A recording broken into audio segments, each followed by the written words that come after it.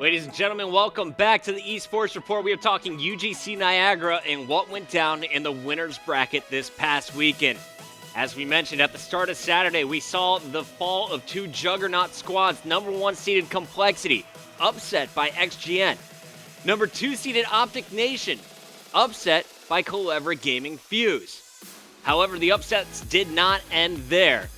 Our next matchup, this one could go either way. If you asked our experts, we all said that TK probably had the favorable matchup here because they had Madcat filling in a better Slayer, while FaZe Black, they had to go after a fill-in last moment. So when TK and FaZe Black matched up, everyone was looking at this matchup wondering, how strong are these two squads? Who's going to go far? Will either of them finish in the top 8 since they're playing with fill-ins?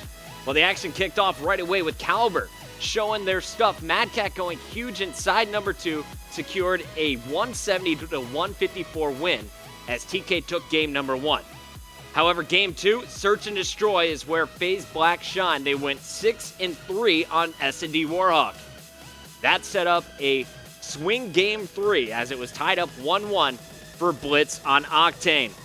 FaZe Black finished that with just 1 point lead, 7-6, as both teams played incredible defense, keeping each other out of the base on Octane, one of the higher scoring maps that we see here at MLG. So with FaZe Black set up to take this series 2-1, they headed in to a crucial domination on Strike Zone. Let's take a look at some of the action from the smallest map in Call of Duty Ghost. Oh my God, Sensor Strike. This is what I was talking about with the Vector, though. Certain players, I think they just feel the rhythm better with it. Right. I mean, the Vector seems to be crushing this weekend, as you were saying. But, you know, Sharp, he pulled this together a little bit. You know, he's 4-5. But then you have Goon, who's 2-7, where TK is a team that's not built to withstand, you know, kind of ups and downs from their players like this. They need really everybody playing, you know, consistently for the entire time.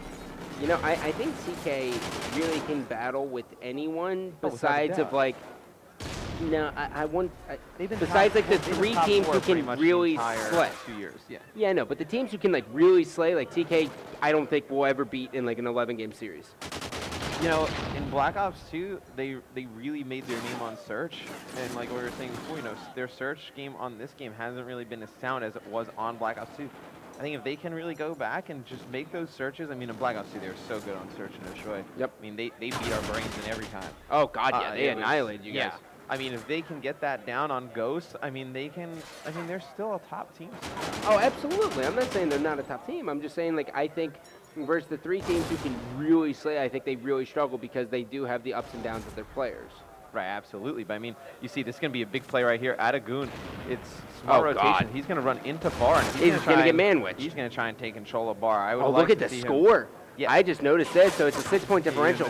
Yeah, that's and right. this is getting absolutely crazy here. Is Sensor is going to be able to pick up one, pushes through. He's got 2 guys pushing front bar. He's going to drop down. Has no idea that guy's stunned. There is going to be a guy coming around, kills him. Will he be able to kill the guy coming through the front bar? All the members of TK spawn there, and they are just trapped. Yeah, I mean, rats. It's a smart play right there from Doug. I mean, he was able to just lay down in bar, and, you know, there was no reason to challenge that last player. I mean, he can easily just lay down and just did exactly what he did. I mean, that guy from bar was picked up by a person that spawned there, and a big kill right there out of Madcat if they're going to try and come back and, you know, win this game. This is going to be very, very close here. Madcat now pushing in, 4-11. He is going to have one guy in front of him, wins a huge battle. There is going to be another one. Down he goes, and now 7-11. Neslo is now has one guy, makes that 8-11, pushes on a flag. There's going to be 2 guys there. In comes a stun, goes right past it, and will he be able to win this battle? He's got to, and he doesn't. So now Goonjar rotating all the way through, has a guy right there, and he's just going to get knifed. Down goes him, and now Sharp sitting here on B flag. That is and I mean, you just see FaZe just dominating the kill feed right there. That last, you know, 50 seconds, I mean, you saw them dominate. I mean, Dito was on a 9 streak right there. I mean, and it, you know, it looks like FaZe. Yeah, I really wanted to see if I wanted to paint the picture that TK could do it, you know? Yeah, but judging by Saints, I mean, he's saying, let's go. And Saint. Saint. He's pointing in the crowd. I assume that's that was a very, very good game out of the guys on FaZe. I think if you're Optic Gaming, you got to say to yourself, okay, so these guys are still just as good with Saint instead of Saints. So big round of applause here for the guys of FaZe as they have defeated TK and will now advance play Octa Gaming, right? to They play Octa Gaming later Optic tonight. Gaming this. That'll be a great match. All right, so there you see it. Saint doing a great job filling in. He actually was the loudest guy that I heard on FaZe Black that weekend. And you know the energy, that's something that they thrive off of. They only lost that first game. From there, 6-3 on Warhawk S&D, 7-6 on Blitz Octane, a very close game. But they closed things out strong on strikes on great plays from all 4 members as they send the number 3 seed, Team Caliber, to the lower bracket. So after round 1, your number 1, your number 2, and your number 3 seeds all headed to the lower bracket. That set up some interesting matches in the remainder of the winner's bracket. Another upset occurred here, and this one was over the 7th seed. Vex Gaming able to take out their opponent's Curse Orange. This is something that not a lot of the experts were calling. In fact, I had Curse Orange moving on in this match. But Vex moved on. Not only did they win that match against Curse Orange, they also beat FaZe. So they secured a spot in the semifinal of the winner's bracket. Yeah, that's Vex. Let's pull up the stat or the roster card one more time. Vex Gaming, Pluto, playing with Slacked and Huddle and Slasher, the young gun Austin, filling in as the 4th for this squad. So the interesting storylines here, Saint, who was picked up by FaZe Black, the original member of this Vex Gaming crew, could not attend the event. He had finals. However, getting the call last second by FaZe Black, he was able to get out of the final by his professors, and was the 4th now playing with Formal, Sensor, and Dito. FaZe Black with Saint not only takes out TK, they also 3-0 Optic Gaming. A huge surprise, the number 6 seed. So that set up FaZe Black versus Vex Gaming, a matchup that I don't think anyone predicted in the winner's semis. Now let's take a look at the run here from Vex Gaming. After 3-0ing Curse Orange and 3-1ing FaZe, they were able to take out FaZe Black, going 3-2 in that matchup, stealing it in game number 5. Their only loss came to Envy in the winner's bracket finals before falling to Complexity in the loser final. We'll get to that a little bit later, but huge shout out to the Vex crew going so far, taking out FaZe Black, going all the way to the distance, that one. So Ron, I think we have some lower brackets to catch up on. So with Optic Gaming in the lower bracket, with Complexity in the lower bracket, with Optic Nation in the lower bracket, TK in the lower bracket, so many games went down. Let's take a look at Team Caliber's run.